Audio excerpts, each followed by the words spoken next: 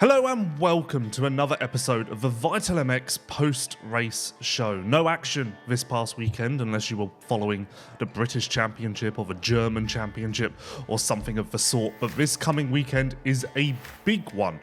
The SMX postseason, the SMX playoffs kickoff at Charlotte Motor Speedway, an intense three-round championship where everyone will be trying to dethrone Jett Lawrence and Haiden Deegan, who are undefeated in 450 SMX and 250 SMX respectively. Of course, they're both two-time champions, and this format has only existed twice. We're heading into the third edition now. And on this episode, we're going to break down the state of SMX, where it fits into the ecosystem currently, what we're looking forward to over the next couple of weekends, and a couple of other things as well. Of course, before we go any further, thank you to DeCal Works, Yamaha Motor USA, Yoshimura, Motorex, and Fox Racing for all that they do for us on this podcast. I'm your host, Lewis Phillips, as per usual, joined by Michael Lindsay. How's it going? Oh, pretty decent. I'm weekend off after usually Pro Motocross feels like, time to move into the off-season or Motocross of Nations. But yeah, getting used to SMX still being afterwards is nice. I think I mentioned this before. I'm not ultra excited about dragway tracks, but I am very excited for Charlotte in general because I am starting to get more excited for SMX each year. Well, that was going to be my first question. It's race week. It's Monday morning as we record this. How is the feeling? I think I've been on record. I'm excited. I have been all along. I'm excited to get back into the Supercross-esque competition. If you want my personal opinion, in America, I favor Supercross over Motocross to a degree. And so I'm excited to head back into that arena, if you want to use that word. So I think it'll be good. And I've got the track maps here in front of me, and they do look generally quite improved, intriguing compared to previous years. Maybe a little more complicated, but I think that's part of the beauty of SMX. So, I think it's going to be very good. And as I said off the top, the competitive storylines in each class are really quite compelling because Honda have never lost a 450 SMX overall, thanks to Chase winning the actual very first one in Charlotte in 2023. Hunter winning Texas last year, and then Jett winning the other four. So that's a storyline in itself. We've not had a different champion yet. That's a storyline. I think there's quite a lot to dive into, quite a lot to invest yourself in. I'm looking, as you just mentioned, the track map. The start at Charlotte has my mind boggling for a second. It took me a second to figure out where they're going. The start is quite interesting. They've tried the split start. This is different variation than they did last year by quite a bit. Yeah, and I think that's it's easy to forget. I think it was trial and error a little bit the first year, especially, and then even year two, you don't quite know, do you? I think... Go on. Go ahead. Oh, I was just going to say, I expect SMX to maybe be not a finished product, because I don't know if we'll ever quite get there, but I expect this year to be the most refined. Maybe it'll have a little bit of a different vibe to it just because everyone is fully on board with what's going on, what X should look like, what Y should be like, and so on. I wonder what you mean by everybody on board, because I've talked to two OEM racing figureheads that their exact words were, "Why do we do these?" Well, no, obviously promoters. We were talking about the tracks. Yeah. That part I'm a little almost like bummed out from year one because I loved the difference between Charlotte and Chicago, because I love the fact that watching all the riders and the teams mind boggled at how to deal with Chicago from not only a fan standpoint, but watching them technically throughout the day was quite interesting. So now that we've a bit defaulted to more Supercross tracks, it is a little more straightforward in the sense of everybody will be a little better prepared. So the competition should be tighter in a sense, but you lose some of the mystery factor of what's going to happen when you hit a round again. Like Chicago was the first year where everybody's seriously second guessing, do I run Supercross suspension or do I run motocross suspension? What I like in the Charlotte track map is I'd kind of become bored of the long rhythm section that runs alongside the right-hand side. of the grandstands. I don't know what you call them, but at the start of the rhythm section, there's those like slanted jumps. They're not moguls. Yeah, they're not moguls. I don't know what you call them. You know, where one side is higher than the other. It's less than just one long rhythm section where it's like, oh, jump, jump, jump, jump. There's a little bit more strategy, a little bit more to play with there. So I do think it's going to be somewhat improved. You mentioned the team's reactions. Just from buy-in from the riders, I do feel like we're there now. Like, everyone's been referencing SMX for weeks, and Chase came back specifically stating, I'm here for SMX only. Obviously, we saw the riders at the end of outdoors. Yeah, for the riders, of course, it's still always a huge portion for them. It's especially if you are a top guy that can race for the title, it's a potentially huge payday off of 3 races. It's potentially could be the least amount of work towards the most payoff you've done all year. Now, don't get me wrong, when I say the least amount of work, there's all the work that's been put in all year, but you get the point. For the riders, it will always be the positive. And again, referencing 2 team heads I've talked to, they said the only thing this is good for is our riders. I guess. Is the money they receive. As one of them told me, if we haven't convinced somebody after 28 races that our motorcycle is worth buying, 3 more races at the end of the year that don't get the type of fan turnout the other races do are not helping us. Do we think? I don't know. I've never paid that much attention. Is SMX fan turnout low? Yeah, because look at the state. I mean, look at how many people you can even see. Charlotte has never come close to really being full, and the dragway can't seat that many people. Yeah, but you have people obviously round the back, don't you? Very little, Lewis. I know you sit in the little press box at the far end of the drag strip. Stock. I know you don't leave it. How many people? Okay, you look at Charlotte. How many people do you think are there, Lewis? I don't know. I've never looked around. Under 15,000. I've never looked around and thought about it. Maybe instead of walk around the pits so much, you should walk around with the people. Well, like I feel like the pits are quite busy. You know, like I feel like I don't know, just from like the areas you kind of just walk through where you're in the middle of the fans. I've kind of just always been like, yeah, this feels like a normal event. I think St. Louis will be packed. I think that will be. I think a lot of people are going to be into that because it is a cool Supercross, essentially. Yeah. Well, to reference again, and I'm not trying to. It partially is the drag strip. That is, a lot of guys I know are not a fan of the layout, the way it works for fans, kind of the quality of the facilities, and that's one I struggle with. Is SMX is supposed to be our premier championship in the middle of nowhere, Vegas, on the end of the strip, like way out in the middle of nowhere on the drag strip, and Charlotte, when you have the dirt track next to it and the motor speedway, and we're on the drag strip, those do not scream the best product we can put on. St. Louis does, and that falls more in the category of still, for me, my favorite SMX race in terms of atmosphere, vibe, look, feel, etc., is the Coliseum. The Coliseum felt like what I think those events should look and feel like, and I'm very excited, to your point, for St. Louis. I just want to get away from the drag strips. See, I think I'm different. LA was cool, but I don't hold it that dear to my heart because it really did feel too much like a Supercross. Whereas St. Louis, going into the convention center, in my head, it's very old school Paris Supercross, Bercy. That, there's no way that my mind will relate that to a Supercross in my mind. At least that's how I feel going in.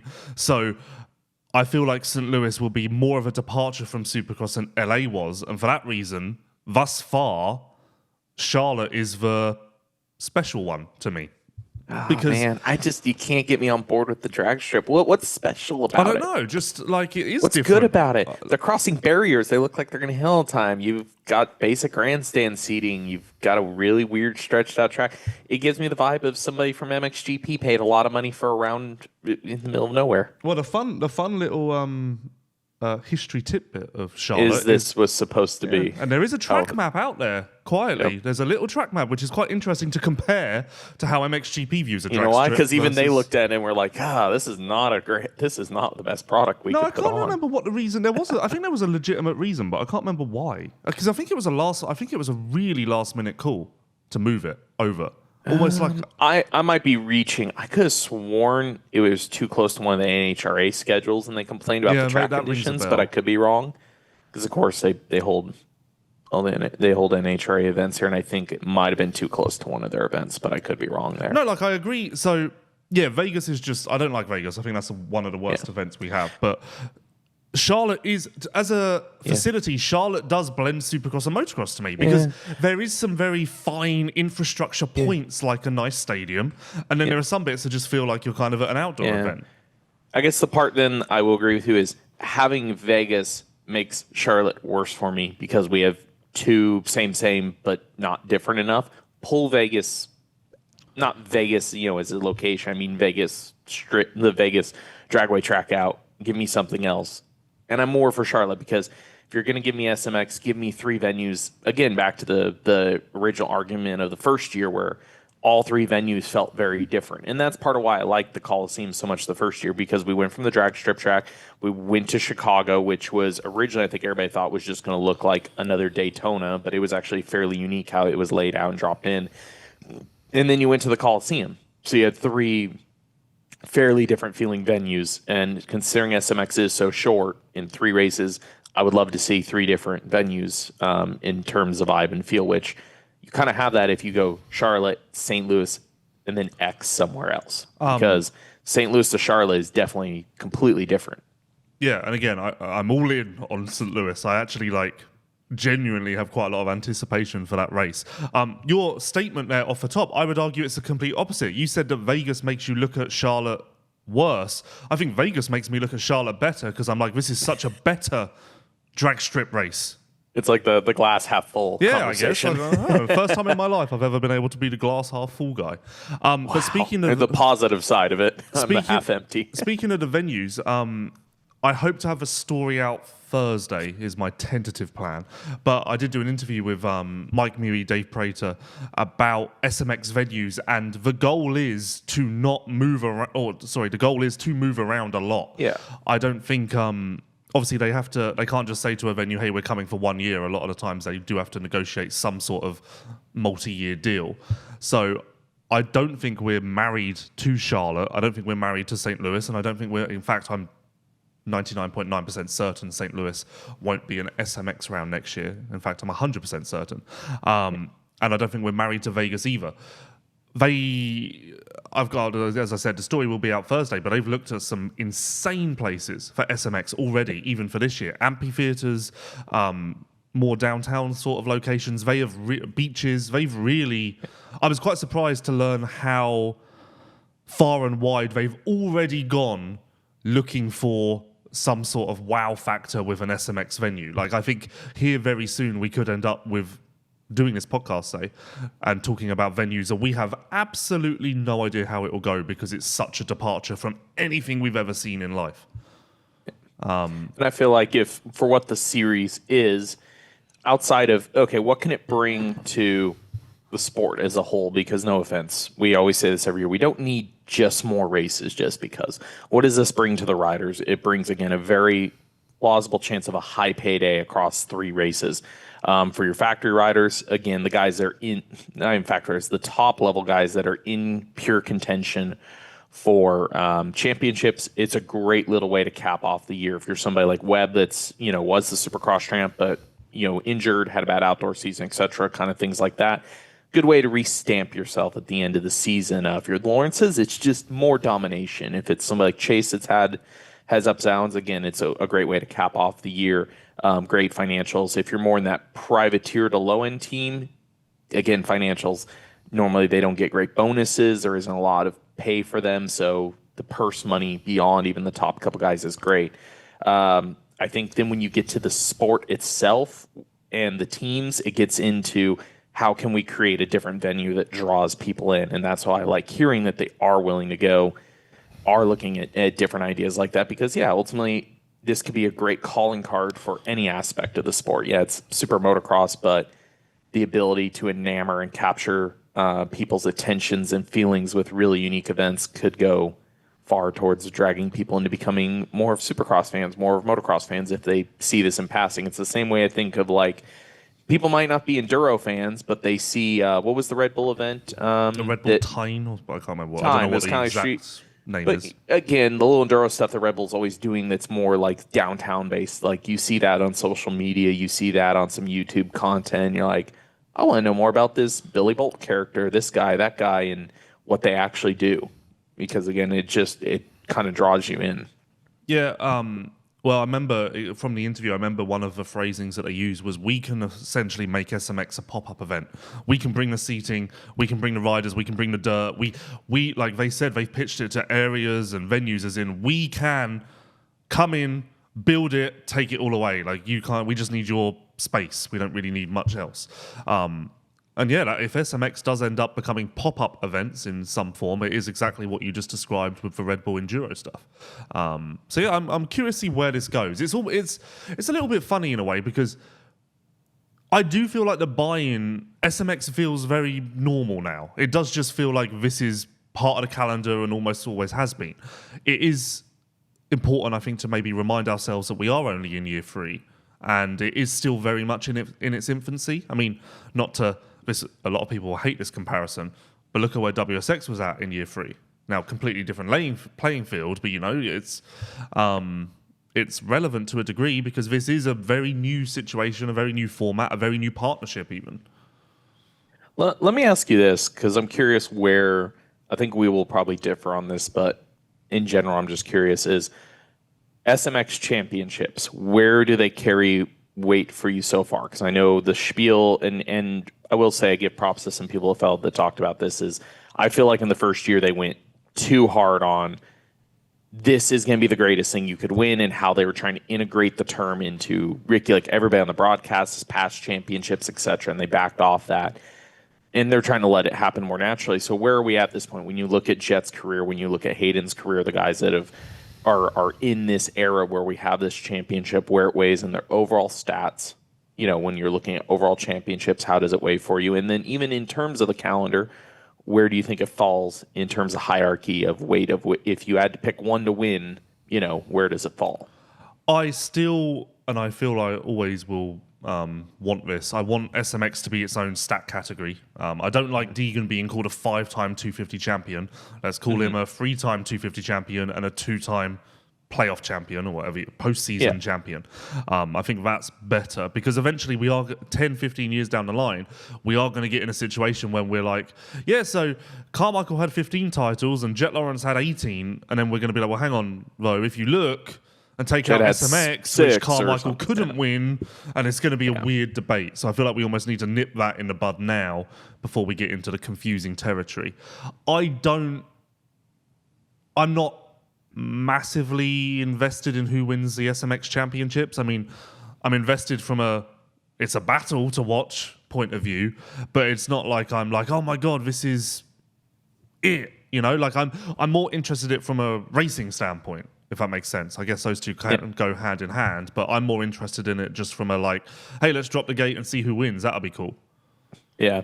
Okay. We are very much on the same page then, because I mean, I've said it before, and I'll say again, it's just tough for this. And like I said, I give props that they've kind of, I think, backed off the narrative from the first year. Is very much like, this is, I mean, they had Ricky repeating on Team of the Guys, this will be the most important championship you can win. It's not like that currently. I don't think it will be. That doesn't mean it isn't important. I do think, back to the things we talked about even before this conversation, is depending where the series goes and what they can do with the venues and the hype they can build around it and the people they can access, this can become ultimately a very, very important part of our racing, our series, our sport in general. And depending on how it's marketed, depending on the venues they can get into, depending on the people they can access, I could even argue at some point it might, in its own way, become the most important part of our year, but for different reasons, not for crowning another champion. I do think that's, when I think of playoffs and thinking some of the limitations of our sports and series lengths, I do think this series holds value if we can make it important in a different way, just beyond the fact of, hey, it's in our championship to win. Because I think, most core fans are never going to weigh it as, this is an important title, this counts towards your total record. We're not going to eventually down the road weigh Haiden or Jett or somebody of that class above a Ricky if they have more titles, but a big chunk of them include SMX championships. Well, I think that will only come, I don't think that will ever come for us to a degree. I think it will come for the people who are like 10 and under now. Because in the same way that we kind of are like whatever to 500 titles, eventually we'll get to a point where the fans have just grown up with SMX and they don't know anything different. So since the moment they first were cognizant and aware of what was going on, SMX was just it. And they're like, yeah, I don't know any different. SMX is super important. That's it. That's a championship to win, you know? Like, the same thing with like other series that have just started. I think that until you've kind of get to that point, it's just what you're born into, isn't it? Yeah. It makes you wonder, flashback, what it was like when Supercross, of course, same thing. Supercross at first was just more like a couple of events. And as it became a series and a championship, it's kind of the same flashback. How much of this conversation between bench racing happened then? Like, does it count? Does it not count? How much did guys weigh up those titles at first versus, a motocross championship? Like, how did that all change over time? I do think, final point on this, I do think that to a degree, SMX is starting to surpass motocross, maybe? Or like, not, I don't know, in some way? Like, I do feel like, I don't know, I do get a kind of a vibe that in a sense, motocross does feel like a bridge from Supercross to SMX. I don't know how I'd phrase that exactly. I don't know. Anyway, DeCal Works, let me tell you about them, because they are shooting for their second American Championship of 2025. Of course, Tom Vial won 250SX East all that time ago, and now they have shots at 450 SMX and 250 SMX with some very talented riders. But they're not just for those riders. No, if you head to decalmx.com, you can get the same product, the same service as a Chase Sexton or a Tom Vial. You can fully customize what you want on your bike, make it extremely extravagant, or go for the simplicity look. Whatever you want. That's decalmx.com. Have some fun. Get involved. Thank you to DeCal Works for all that they do for us on this podcast. So, the basic theme of this podcast is on a very personal level. We have come up with 5 things that we are looking forward to in SMX. This isn't the biggest storylines. This isn't running through the results. This is just personally. Because SMX is a little bit, I don't know, different now at the moment. So, have you done yours in order, or are they in no particular order? They're in no particular order. Okay, so are mine. So, you can start. Give me one of your top stories, or whatever you want to call it. This is my top story that's the closest to the top end of the field, is just Joe Shimoda in general. Of course, we're getting ready to exit Haiden Deegan's 250 career. He's been extremely dominant. We're waiting to see, based on the last, we always talk about in our sport, recency bias. Based on the way pro motocross would end, a lot of people would assume that Joe will be the guy in 250s, particularly come pro motocross next season. Has probably elevated his standings as a 250 supercross contender in most people's eyes. Can he, stamp that more through SMX here, basically putting himself in the position to leapfrog past Kitchen, Seth, some of the guys we've had those conversations about, and ultimately, can he sort of, in a 3-round championship specifically, can he derail kind of the streak that Haiden has been on? Yes, Haiden will race a 250 championship one more time after this, with defending his 250 Supercross title next year. But yeah, can Joe just not only ride the wave, but kind of continue to sort of stamp himself as the next guy in this class through this championship? Well, I also had Joe down as one of mine, but mine was phrased as a question, and it's like, can you consider Joe Shimoda the favourite for this thing? I think that it's immediately quite abrasive to hear that, because everyone obviously knows how amazing Haiden Deegan is, but Joe has been great here recently. And also, let's not forget, the first year of SMX, Joe actually won Charlotte, which I have no real memory of at all. And he was second at Chicago, and then he was really in it in LA. Obviously, he didn't win the title, Deegan is. So there are a lot of positives to lean on with Joe, but is it enough to eclipse Haiden as a favourite? That I don't know, but I could certainly be sold on it, I think. Mm-hmm. No thoughts? I get totally where you're coming from. I mean, in terms of favorite, yeah, I'm sure there's somebody, your people that don't care for Haiden will gladly take somebody else to label as a favorite in the championship. I think with the run that Hayden's been on, it's, you have multiple top favorites. If we're talking about pure outlying one-off, like, he is the absolute favorite. For the sake of parity, I would love to say yes to your Joe question, but for the sake of what do you call it? Not normalcy, but just having a general brain about it. It's got to be Haiden. I feel like Haiden is entering a realm in 250 competition where it's so win or bust that it's almost dangerous. And it could have an effect. I don't think it will. We all know how Hayden's personality is built. But Haiden is very much like, if Haiden loses even a race, or like, if Haiden finishes outside of the top 2 at a race, it will be headline news. If he loses his championship, it will be the biggest news story ever. And it is curious to think about how, he deals with that, what happens if it does happen. Like, it's almost, I've got kind of a concept in my head. It's almost like you either die a hero or live long enough to see yourself become the villain. But the words switch to motocross. Yeah, I know what you're saying. Yeah, it's kind of weird. I was thinking back to how we would have labeled, because again, him and Jett are on such a similar trajectory in terms of time in class, winning titles, what their movement's going to be to 450. I was trying to think back, because you could have argued the same time, Jez, as you become this dominant in the 250 class, there becomes that argument. You have some people that are like, well, stay down, make the money, do this versus move on. It is tough, because you could also look at somebody like, this may not be the greatest example, he's not quite of that caliber, but Jeremy Martin, maybe after the titles I get, there was injuries, there's other factors, but it's kind of like, do you stay down too long and it starts to just eat away at what you can do? Injuries, defeats, things like that, where, okay, do you just take the move? If you're in Hayden's spot, it is kind of tough, because you have backed yourself into a corner where you have to continue winning, even though you technically really don't have much left to prove in this class. You have more to lose by losing than winning at this point. But I was thinking about it, the same timeline in terms of Jett's career. I don't remember feeling like that, but I don't know if the difference was him racing Hunter, and we had such a high regard for Hunter. If Hunter actually beat him, it wasn't maybe as big of a deal. Does that make sense?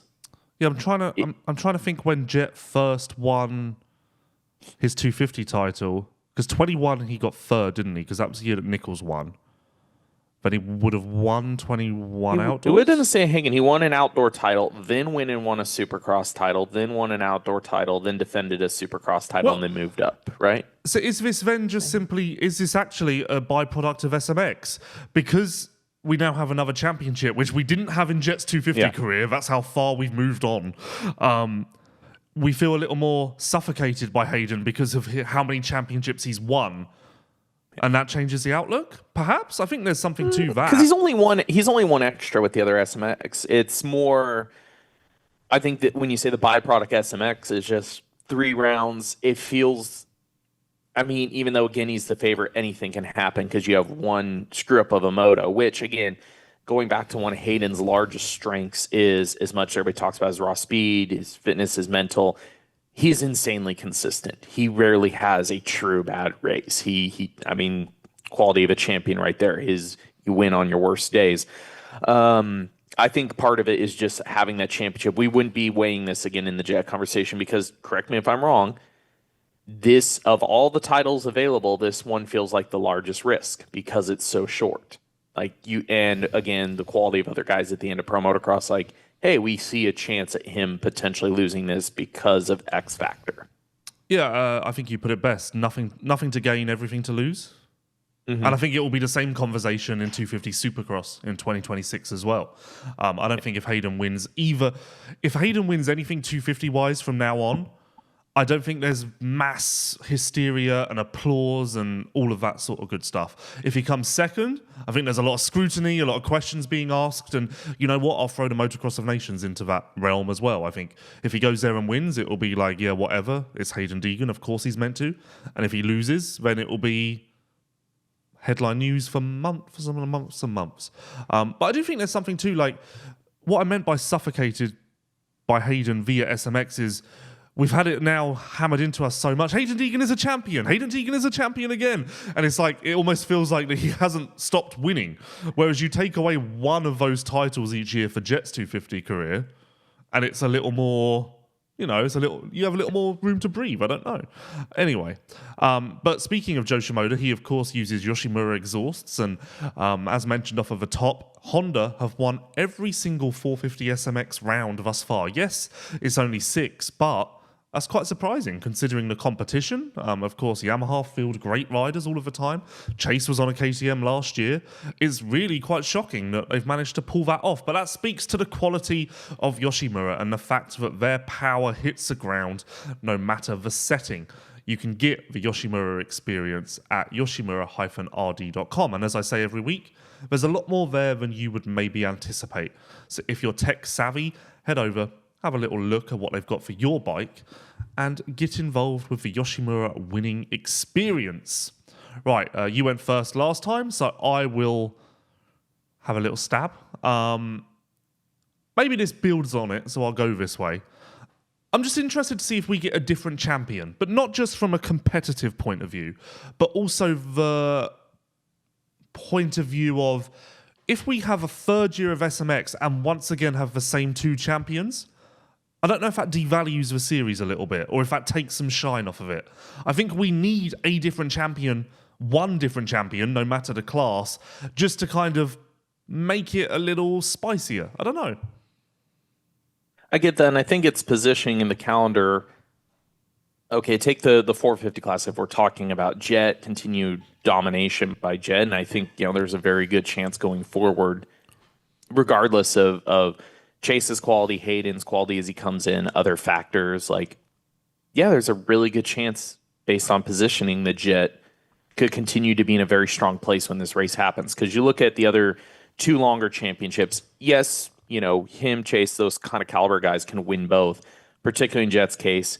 He's the most likely to win both, but due to the length of them, due to other factors, there's a chance of getting injured, having an issue, and missing one. But if you get hurt in Supercross, even with a pretty big injury, as we've seen with his knee, there's a good chance to even make the start outdoors or make it partway back to outdoors. By then, you've had enough time to get healthy. You're going to race SMX. If you even get hurt at the beginning of pro motocross, there's a decent chance you can get healthy enough to come back for this thing. So what I'm saying is, unless it's a thing where somehow Jett got hurt later into a pro motocross championship, there's always a really good chance he's going to be back for this thing every year. And I don't know, what you're saying right there, I look at him as no matter what, you're always going to look at Jett throughout his career unless something major happens as a favorite for this championship and the favorite for this championship. Yeah, that's where I think it will help SMX, because the conversation about how much the titles mean and whatnot, I think part of that comes down to both years it's been Hayden and Jett won, of course. Yeah, that makes sense. And then you kind of just put it away. If we go into the finale and either rider is on the cusp of winning and then gets dethroned straight up, that will suddenly make it much more interested. The buy-in will be much more, and we'll be talking, you must admit, on this podcast, we will be talking about it in a very different tone rather than just, yeah, Jett and Hayden won, of course. We will be like, how the hell did they lose? And it will suddenly just, our voices, the inflection in our voices and whatnot will change around SMX, and that will then carry into the future, I think, as I look further ahead, as opposed to this time next year sitting here and going, so yeah, we're going to get a new 250 champion because Hayden's gone, but Jett's won it again, and is he going to win it again? Yeah. I think it's important for the state. I think it would be great to have a different winner from a competition point of view, but much, much, much further foot view away. I think it's important for the state of SMX. I do wonder, this comes to one of my points I'll be coming out, is just formats in general in this series.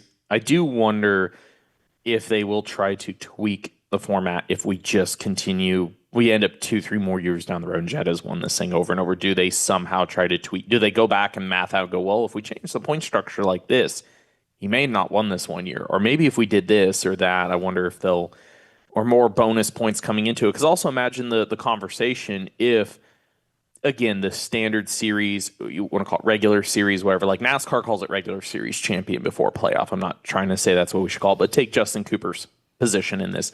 Imagine if there was more bonus points on J. Coop coming in as number 1 seeded, maybe just enough to squeak it out, even if Jett comes in and is very dominant in terms of race results. Yeah, it is actually very Interesting. I mean, I think I put this as one of my points of interest, but after this conversation, I think I've bought into it even more. Like, we need a different champion, I do believe. Who's most likely to lose out of Haiden or Jett? If you had to bet on one of them not winning, which one? Haiden. Honestly, it's so hard to envision either one of them losing. It does. I mean, Joe is on fire. That's kind of the factor I have. I mean, we have... Okay, I say this, but Hunter tied with his bird last year. I was going to say, I just feel like Jett doesn't, coming immediately into the series off recency bias, I feel like Jett has less competition than Haiden in terms of who's been able to one-up him recently. To your point about Hunter tying him, this will be one of my topics coming up. But Hunter did have the benefit of an improved seed last year over Jett. Mm-hmm. So I don't know. I don't know how that goes. I guess I'll go Haiden purely because I am quite bought into the Joe situation. Like there is a part of me that really feels like Joe could kill it. And again, 2023, Haiden went 2-1-1, Joe went 1-2-2. So we've got a rematch 2 years on. Your second topic? LCQ conundrum. Okay. Go on. 250s. It's a weird storyline. I was very excited a few weeks back for what the 250 LCQ could look like with Anstey and Bennick and Turner and Park. However, the continued, I don't know how to, this is more of a, I don't know how to feel about it anymore storyline, because I think we're taking 6 guys out of the 250 LCQ now. And I found out yesterday that TJ Albright has been invited to the LCQ, and he's the 45th seed, so that tells you how many people we've already had to ixnay out that are not coming because of injury or their teams can't do it or whatever. My storyline is, hey, the 250 LCQ has some really good names in it, but the other storyline part of it is back to, do we need a format change if everybody just keeps making it in? Okay, so this is now going downhill. I also had on my list... But I had it, I think, more positively stacked 250 LCQ. A lot of factory riders. It started positive till I looked at they were all going to make it through. I mean, yeah, I guess. I mean, also, no by the way, Lopes, it's not no an LCQ Mumford anymore. No Martin. It's a no wild Berdone. card. It's a wild card. Yeah, wild card race. Yeah. Well, so I tried to map this out. So Juju is questionable. I would think he's out, but then I saw he was cycling yesterday, and that means he's getting his heart rate up, so he's not, completely on rest mode after his second consecutive concussion. So that makes me think that maybe we don't write Juju off too soon. Yeah. I don't know. But if the big clincher is if he misses, once you seed out of the first one, you're out. So, oh yeah, and I think I personally was of the opinion leaving Budds Creek that there's no way they would even consider racing. It's just the fact that I saw him cycling yesterday that I was like, why would he be doing that if he's not planning to race? But so Juju questionable. I've put Moseman questionable because I don't know, but there's no way Moseman races, right? He had a I had concussion. him. I actually had him. That's true. I actually had him slightly more likely as Juju.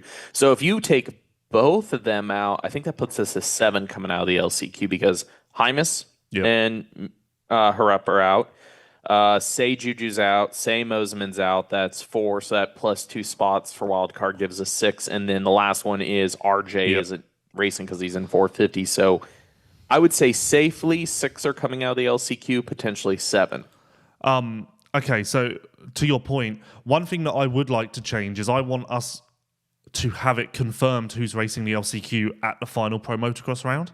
I would love to be able to leave Budds Creek going, this is the list, whereas now we're on the week of the race and it's still a little bit up in the air. So let's try and rattle through this. Lux Turner in, Ty Masterpool in, Cullen Park in, Avery Long. Avery Long probably out. Okay. Bennick in. I heard that Bennick might be out, but I think he's in. Yoder in. Miller? Miller, I think, is in. Masterpool is in. Yoder's in.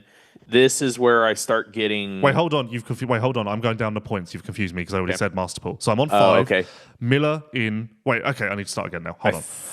Wait. Okay. Turner, Masterpool, Park, Bennick, Miller, Anstey, Yoder, So that's 7. Thompson? I don't think so. He's busy getting ready for WSX now. Last year, the Solitaire guys couldn't support these races, so I don't think Thompson is in. Okay, Hardy Munoz was racing on a beach yesterday, so I presume he's out. Enzo, You never know with Hardy. Enzo's not in. Chambers is out. Mumford, no one knows where Mumford's gone. Berdone's out. Collop's out. Okay, yeah, I guess we are getting down to. Okay, yeah, I guess. I think Towers is in. I think. Really? I think. Didn't he destroy his knee? Knee. Well, Yeah, no, he's not back on a bike. Sorry, was it? he's not back on a bike. No, he's not. Okay. Towers is out. I wonder if Dudney's doing it then, because he's one above Albright. Maybe. If he's back healthy, he's a maybe, because, yeah, I know TJ got the call. I saw that Dirt Bike Depot were advertising for sponsors for the playoffs, so that must mean Linville's in as well. Okay, well, we haven't really solved much there, but okay, yeah. I mean, to be honest, I've said it straight up.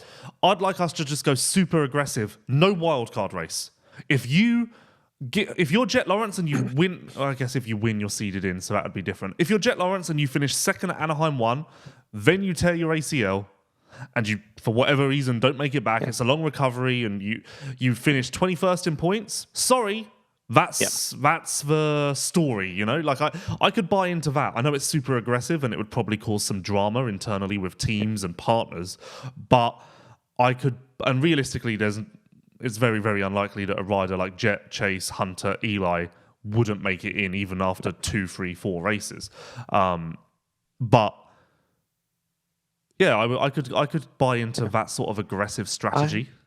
I'm totally in. I've actually even threw my pitch on this at one point this year when I ran into William Prater was I and you have talked about this before, how valuable it would be in our sport at some point if we had some sort of a 2-day event where we actually could build storylines. I'd be down for no LCQ, no wild card, wherever you want to call it. Seed in 20 people for the race, and right now they're practicing on Friday. Come up with a new time qualifying format, something like MotoGP and F1, knockout format, something that we can broadcast, something we can sit there and digest, something that's entertaining, and then just go into practice and, heat race into racing on Saturday. Like, do we need the wild card race? Doesn't feel like it's much when, again, we're talking about 250s. They're taking 10 people. We're down to the 45th seed or worse to get 10 people, and more than half of the guys are just going to transfer in anyways.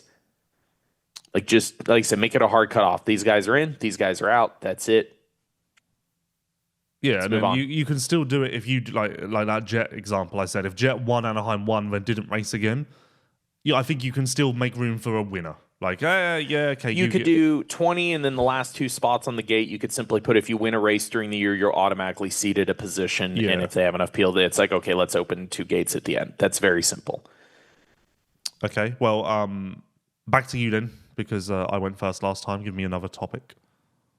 I derailed my... Oh, yeah. The one that you kind of touched on is the it's a small one, but your Honda continue dominance. That didn't even factor in until you mentioned it coming in, basically, the fact that one OEM has won everything in 450s. Does that continue this year or no? 3 mains, Hunter, Jett, Chase, does it continue? It's so likely that someone else wins something, surely. I mean, but then again, like Chase won a moto last year on a KTM, didn't win the overall. So it is possible. Yeah. It is possible where Tomac wins moto, Chase wins moto, J-Coop wins a moto, but still we have this Honda overall win dominance. You're taking. I'll bet on the field versus 2 riders for just one single loss. Sure. Right or no? Right. I mean, you don't sound so sure. That was kind of a weak one, so I'll give you one counter. Will seating position in any shape or form become a factor this year? Will we finally see a point where somebody's seated points position, I'm not saying for the win for the title, whether it's podium something, will seating position become a part of the storyline this year, or is it still too small of a difference to really be a part of the conversation? Okay, well, in that case, we'll just jump to my topic, which was this. Okay. But specifically, and I think the example of this is Jett seed. So Jett is seeded in 2nd place.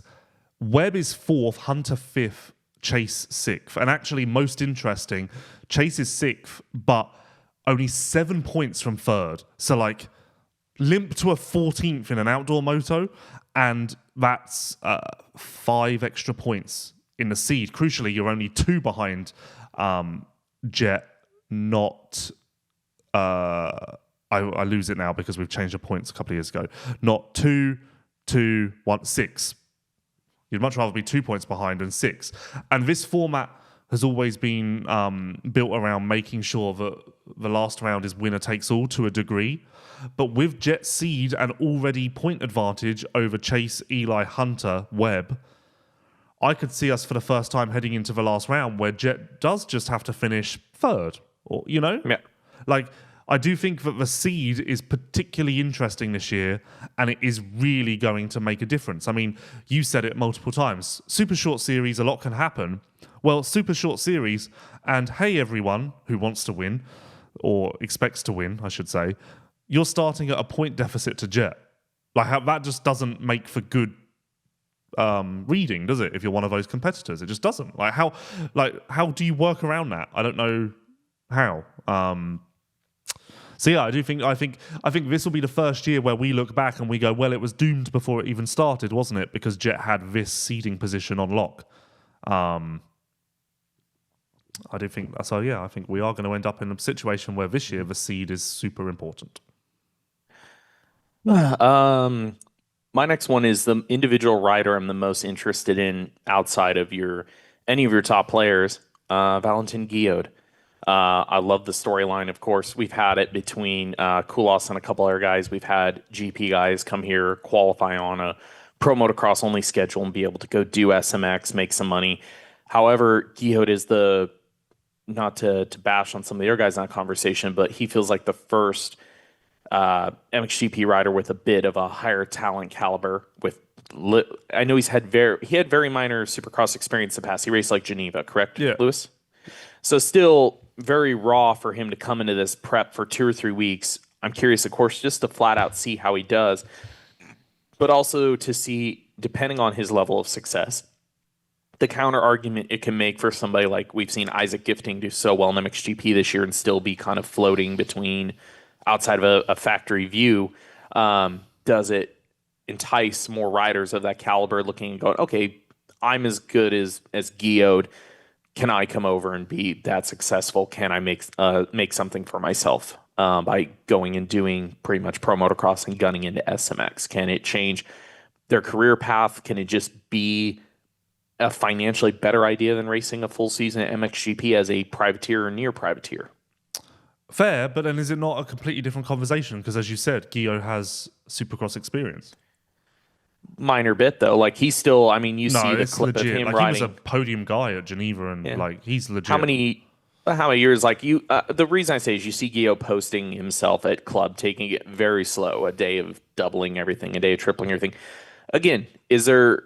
And then does that little bit of Supercross experience we're talking about completely nullify the conversation, or does it in any way open the door for more guys to consider this? I think it nullifies a conversation unless you do have similar Supercross background. Okay, like even Ben Watson raced Paris once. So at least if you've maybe got one example to cling onto and lean on, maybe that gives you the confidence. Can you convince Ben to do this? No. I'm looking at the MXGP points now, seeing who in the lower level has Supercross experience. But seeing as we've now lost Geneva, Genoa, and whatnot, Guillaume's kind of the last of a fading pack because Paris is a little more higher stakes, of course. But yeah, like, I don't know. I think knowing the MXGP's guys' mentalities, I think that they would look at SMX as too risky also because Anaheim 1, you can take 3 months to prep. SMX, in Guillaume's example, you've got 2 weeks on a Supercross track. I think that in itself would kind of factor in. And especially this year, again, with St. Louis, because that, at the end of the day, it is in a stadium, so it is going to be a little jumpier. I wonder if we end up going... Well, we can't. I was going to say, I wonder if we end up going less Supercrossy, but we can't because it's SuperMotocross. It is meant to have elements of Supercross. So there will always be a gnarly rhythm section. But then, I'm looking at the Vegas track map now, and that would be, I think that is much more appealing to someone with no Supercross experience, because I can't see a lengthy rhythm section. There's a triple double, there's a step on, but that's it. Whereas, again, to link it back to the top, this Charlotte track map, that massive long rhythm alongside the grandstand, I think that in itself, people, MXGP riders would look at that and go, yeah, that scares the shit out of me. So I don't know. But in Gio will be interesting. I agree with you on that. Most interesting, I don't know about that with Prado and Tomac and whatnot. But yeah, Gio will be competitive. Gio will be 12 to 15, I think, which is fine. I mean, I think he's happy just to get in. I think everything from this point on is a bonus for Gio. Yeah. But yeah, okay, I'll go now then. I mean, I don't want to beat a dead horse here. But Prado? I am fucking excited for the St. Louis round. Oh, St. Louis round. Like, I don't know why. Again, I think it's because I'm likening it to old school Bercy. I think if the visual of them going through the tunnel is what I've got in my head, it's going to be sick and like nothing we've ever seen before. And that excites me. And I guess the phrase nothing like we've ever seen before is the point of SMX. Yeah.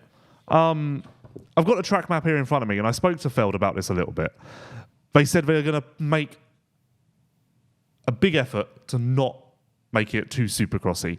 And the track map isn't that. There's a lot of sand. Weirdly, A lot of doubles. They never released a track map for the convention center, which I found weird. Because that is part of the track. No? Oh, yeah. That makes me curious, as in like, that makes me wonder if this image I've got in my head is that I've taken it a bit too far because I'm filling in the blanks. Well, it's not. There's the tunnel, and they immediately. Have you been to St. Louis or no?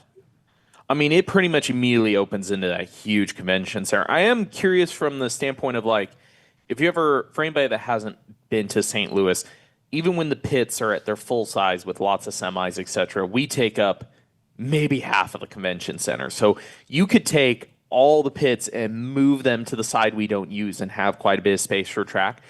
I think there is kind of a cool factor of, especially depending how you want to lay out the pits, I think there would actually be kind of a fun factor if you had any of the semis laid out where the track kind of went in the middle of the pits, like if you U-shaped it almost a little bit and fans could be near rigs looking at stuff and looking at the track out there. It depends, I guess, how long they want to make the track, but there is a lot of options. And because of, in saying that, it's not as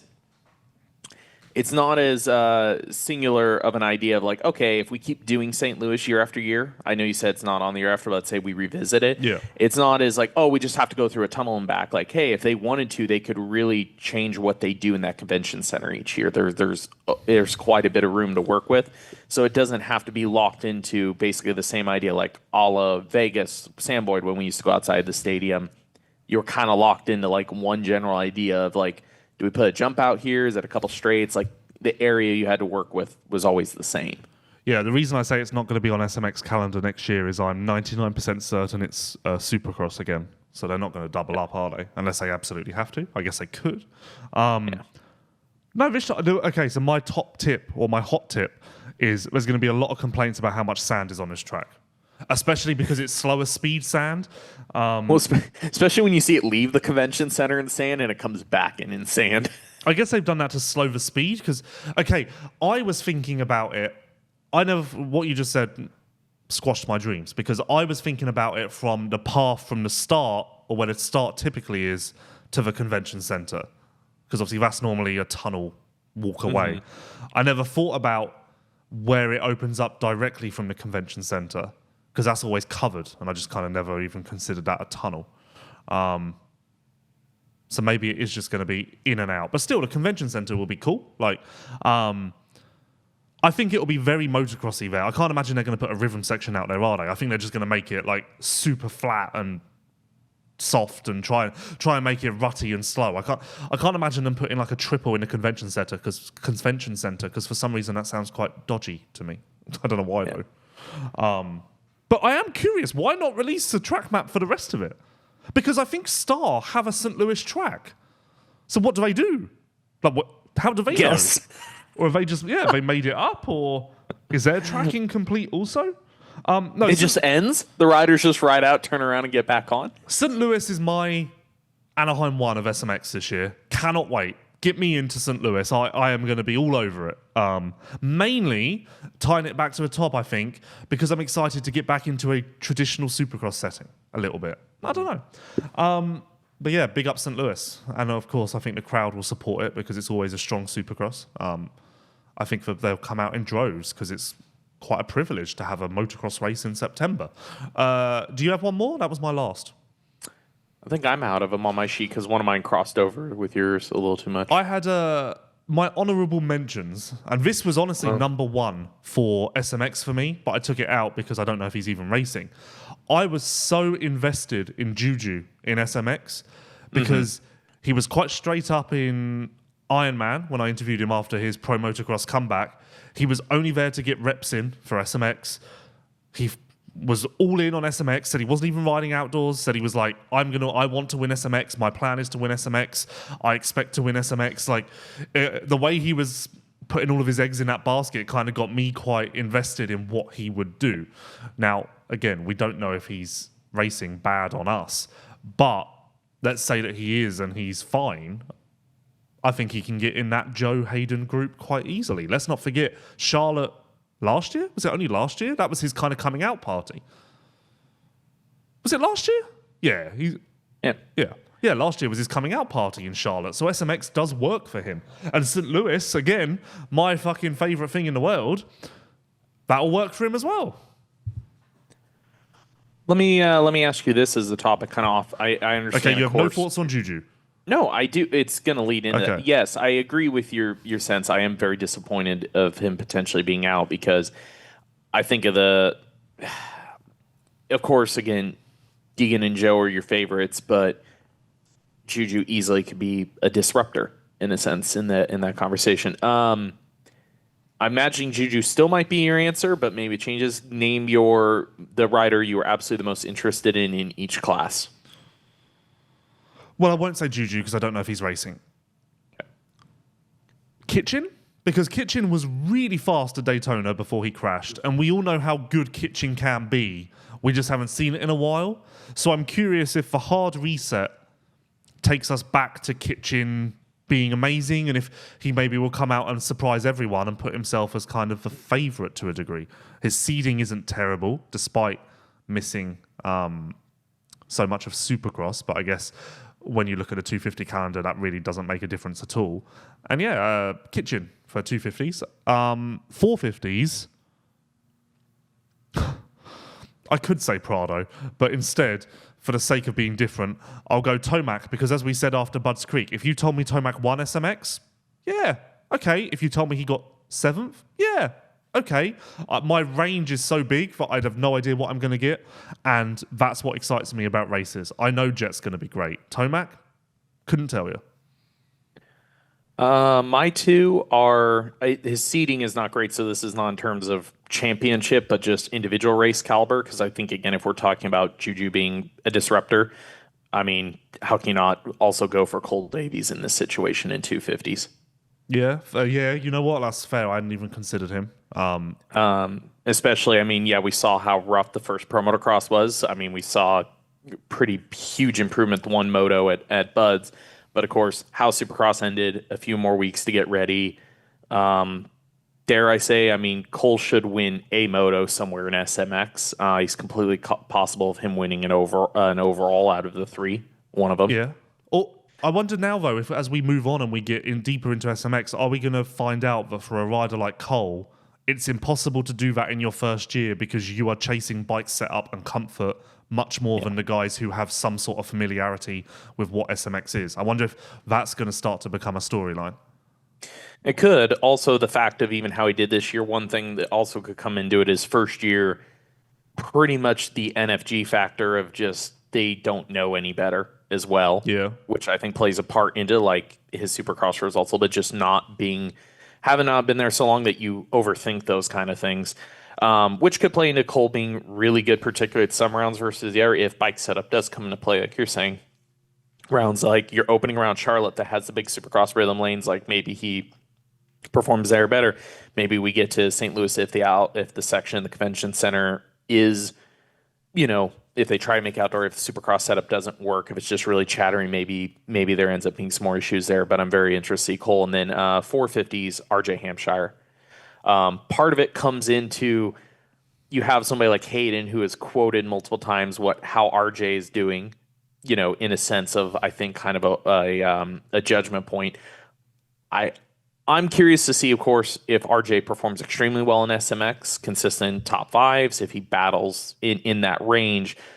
Again, what it does to people's perspective of people coming out, just for RJ's own sake, good for him if he's up in that battle, but also how it changes people's perspective of guys in the 250 class and giving them a chance. It comes back to it. Like RJ's proven it outdoors, but of the three, Supercross, outdoors, and SMX, what one would you have picked RJ to have the easiest transition on? Pro motocross.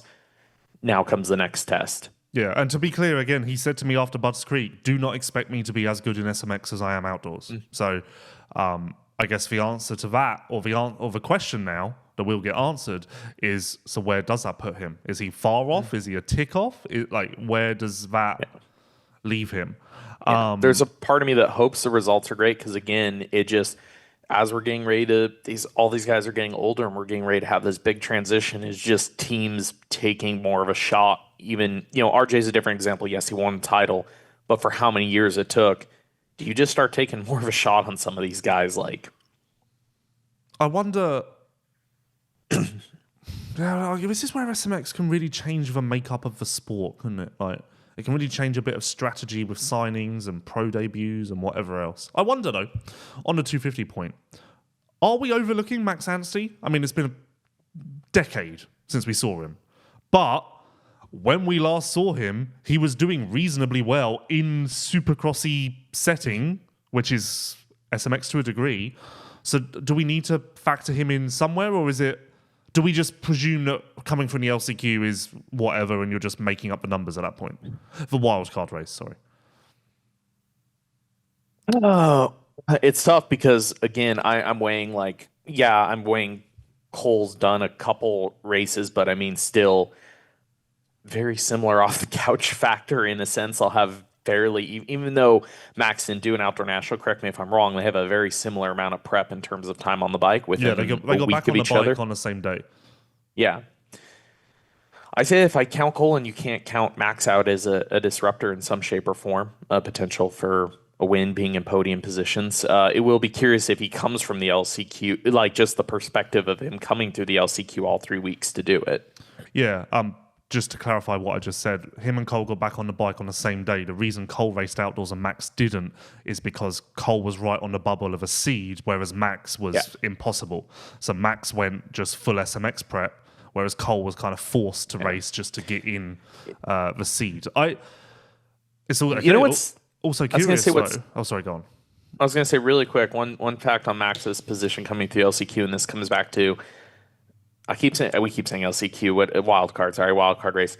The slight disappointment that, yes, the LCQ isn't, or the wild card race isn't tougher to get through, because imagine the storyline if Charlotte, Max, let's say it was thinner, they're only taking 2 people, it was stacked. Max qualifies, goes out in the race, leads laps, finishes on the podium, wins main, something like that, and then the next week gets cleaned out in an LCQ and actually doesn't transfer.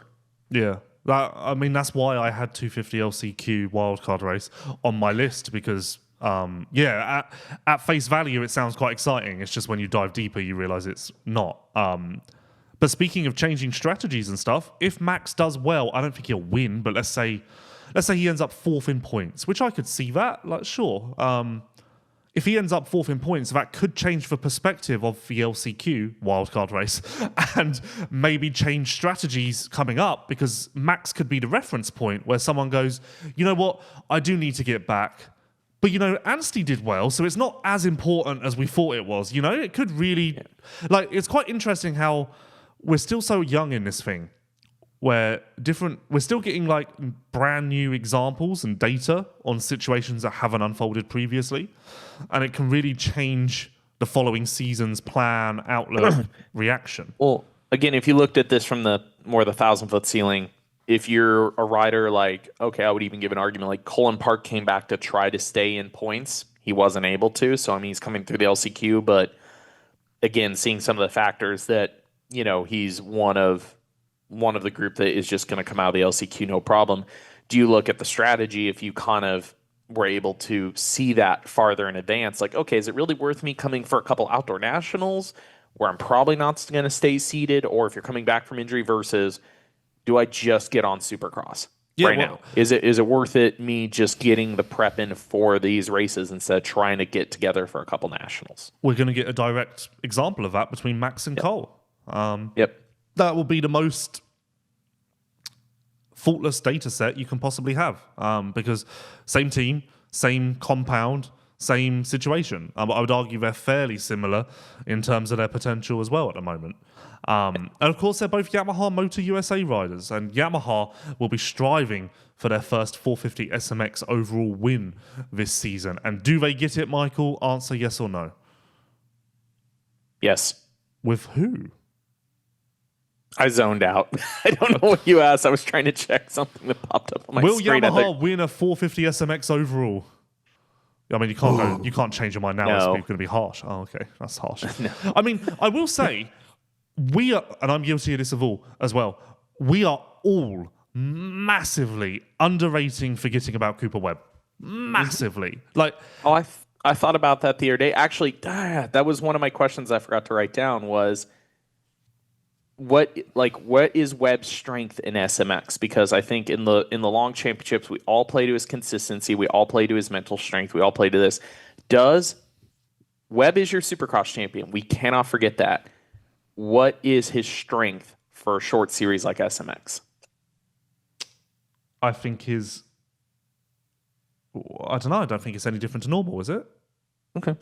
I was just saying, I think some people put a lot of weight into, again, his consistency, clutch performances. His biggest thing is how he can manage a long championship run is, I believe, a strength of his. Does it do, basically I was saying, some of those skill sets, how much of it transfers over to SMX? I think it does a lot because although it's only 3 races, the triple, double, single points do add more jeopardy. And, okay, Jett's amazing, so it probably won't play out this way, but could a rider, i.e. Cooper Webb, 2-2-3 his way to this title? I think so. With the double, triple, single and the added jeopardy and maybe the added pressure of that, I could see a rider like Cooper Webb just putting it in there every single week and reaping the rewards. I think it still carries over to some degree. Mine was the clutch performance because of the points. Always performing when it's right. I feel like a rider that can bluntly do math in his head while racing is, if the situation arises in the third race, the kind of Webb performances where he wills himself, makes it happen and steps up to the plate when, hey, the race starts, Jett's got slid out in a corner. He knows that Jett's in his head, okay, only going to come back fourth. I'm going to push for the win on the triple points night, and I'm going to let everything hang out, and he'll make everything happen. Yeah. Where he may be more conservative in the opening round when the points aren't as tight. I feel like that's Webb's strength in terms of how his clutch performance is, his ability to manage things and kind of wrap his head around the whole situation plays into a short championship because of the point system. His seed is fine because he's 4th, so he's better than Hunter, Chase, Eli. But I would argue that someone like Webb, the seed is more important than others. Because imagine if Webb was the number 1 seed and we were having this conversation. Yeah, if Webb was in the Jett position and Jett was further down, then I think it plays out very differently. I think that gives Webb so much power. Because he not only does he have all of his strengths, but he has an advantage, which means he can manage the situation even more. But being behind in the seed means that you can't manage so much because you do need to go out and get it to a degree. We spoke about RJ and Juju, and they both use Motorex, of course. Motorex, known for high-quality engine oils, also has an entire line of clean care and lube products to keep your bike running strong and looking great. Maintenance made easy with race-proven Motorex clean, care, and lube products. Before we go, Jorge Prado. It seems as though he will be on a Kawasaki. That was the plan. Let me grab my shovel. Hold on. Okay. It seems as though he will be on a Kawasaki for SMX. That was the plan. And to be honest, aside from Iron Man, I was never told differently. So there was this brief flash in the pan where there was a talk of maybe it could happen sooner, but it does seem like this is fairly on plan. Does this go well? He was happy with the bike in Supercross. But how will he like the bike when he's forced to tackle outdoor sections with his Supercross setup? Presume that'll make it worse than his outdoor setup, or maybe not in some weird turn of events. How does it go? Not great. Yeah, but what's not great? At that point, sections, if we were that willing to... Okay, maybe I'm wrong, because I could understand, as much as I completely disagree with the way he's handled most of this, I can understand the mentality of being in pro motocross, being a multi-time MXGP world champion, knowing you should be in your position, battling for wins. If things aren't there, I could see the pulling out of it. If you have the mentality of coming into this that it's more supercrossy and you still have areas to learn and grow, maybe we get through the sections and the bike setup issues with a little bit more open-mindedness and not the rolling around factor. Yeah, and I think it's important for the fans to have that open-mindedness as well, because if you judge him as in off of his motocross track record, that's irrelevant. We do need to go back now, and I know it's hard because of all of the drama and everything that surrounds him, but we do need to go back to our Supercross mindset of it's all a learning process. Surviving is a win. Let's see how it goes. Unfortunately, I think he's lost that credit with the fans, and now even a misstep in a format that he has zero experience in, I think everyone will jump on him. Man, it seems like for him, this comes back to the slight surprise that they are continuing through with this, because it doesn't seem like for him, Kawasaki, anybody in the group, there is a lot of, in a sense, win. Like, how do you turn any of this into a good situation? I just feel like it's so teetering on it going so bad, and just continuing the negative thoughts, negative way around Jorge, around the team, however you want to spin it. Well, does anything good come out of these 3 races, Lewis? The negative is that you are forward-facing for the next 3 weeks, so there will still be questions, there will still be interviews, and there's going to be a lot of scrutiny and attention. The positive is maybe you can end this thing better than what Pro Motocross was.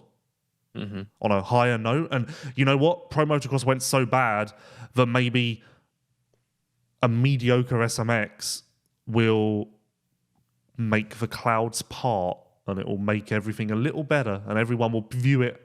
I said that he's lost credit, but maybe a decent SMX will give him more credit because the bar has fallen so dramatically now, where if he goes out and gets a 7th, we'll be like, oh, that's good, well done, like that's going well. So yeah, I could see a positive and a negative to how the perception and the bar has fallen. One thing that is an overarching positive, without doubt, is his Fox Racing gear, which I'm certain will be looking spectacular as it flies through Charlotte, St. Louis, and Las Vegas. From preparation to testing, from anticipation to the start line, it all builds up to this. The gate drop, just like pros and aspiring amateurs alike, the all-new MX-26 racewear collection is built for the build-up and beyond, with movement-conscious design and material choices paired with thoughtful graphics that celebrate individual performance and style. Each piece stands as a representation of the many moods of mayhem, an expression found in the heat of the battle, deceptive calm to complete chaos. What will you unleash today? Fox Racing. And actually, on this Prado topic, we have something fairly concrete, if you want to call it that. Team Spain was announced this morning as Ruben Fernandez, Guillem Fares, and Francisco Garcia.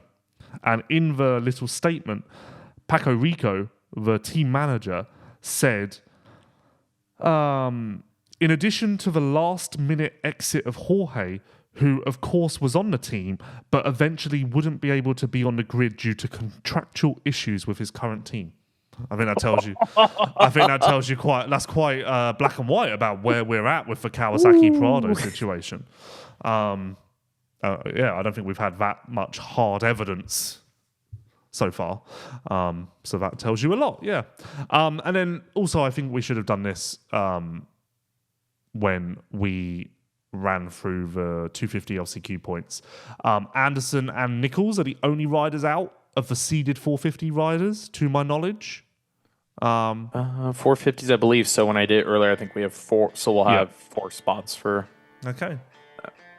Lovely. Any final thoughts? Nope. Okay. Cut and dry. Thank you once again to DeCal Works, Yamaha Motor USA, Yoshimura Motorex, and Fox Racing for all of their support of this podcast. We will be back next week to discuss Charlotte, the single point playoff. And of course, there will be a lot going on this weekend with press day and practice on Friday. Remember, Friday, yes, the typical press day stuff, but there is also free practice and it is timed. So there's going to be a little more going on. So stay tuned to Vital MX for all of that good stuff. And we will see you real soon.